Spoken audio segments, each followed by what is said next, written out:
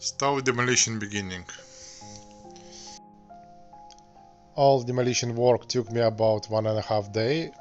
I was working alone, and it's actually very hard job to remove the rubbish and all the smell inside the ashes inside the stove when you're getting rid of the bricks and get it opened.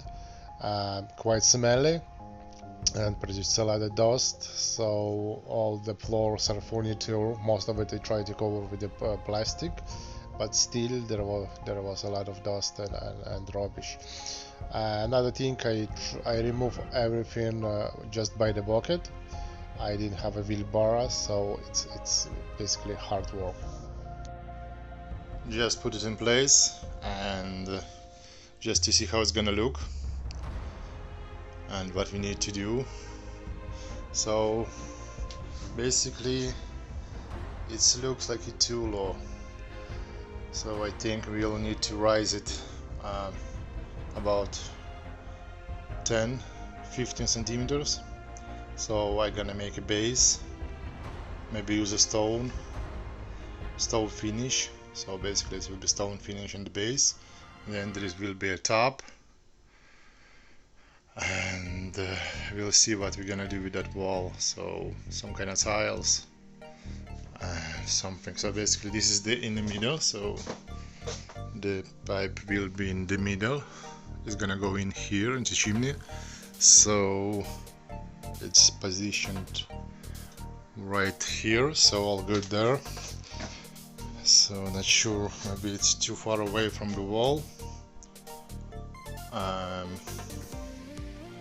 it takes a lot of space then, but I think we might leave it like that for a while anyway. And the base we will need to build up to here maybe. So carpet is finished here, so it will be up to here, about 15 centimeters high,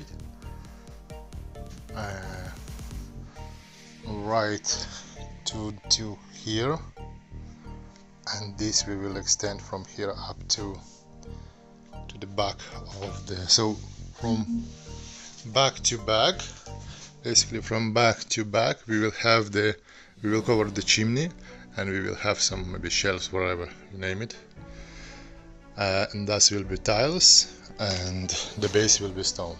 I just put it in just to basically to see how it's gonna look like. Concrete base is complete, but I tell you, next time I'm gonna use a mixer if I do something like that, because this task is very hard to achieve using the shovel to mix the concrete. Metal stud partition is complete and it's built around the chimney. I decided to use 2 layers of the plasterboard. One layer is the fireproof and another layer is the waterproof. So fireproof layer will serve as the fire protection layer, and the waterproof will be used to glue the tiles on it. Also there is 2 openings, 2 pipes built into the chimney.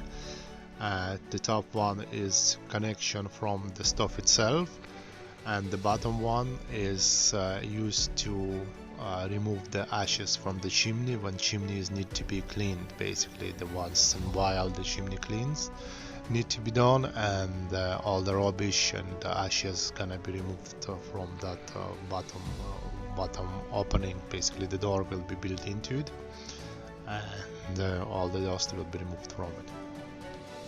Initially I planned to use the stone tiles on the wall, but they turned out to be very heavy, extremely heavy, and I was afraid that this type of wall will not support them. So instead I used the kind of gypsum based tiles, the decoration tiles that imitates the kind of stone. They are very light and they withstand about 1000 degrees. Finally, this is the day when I'm going to light it up first time ever. The stove is connected and assembled.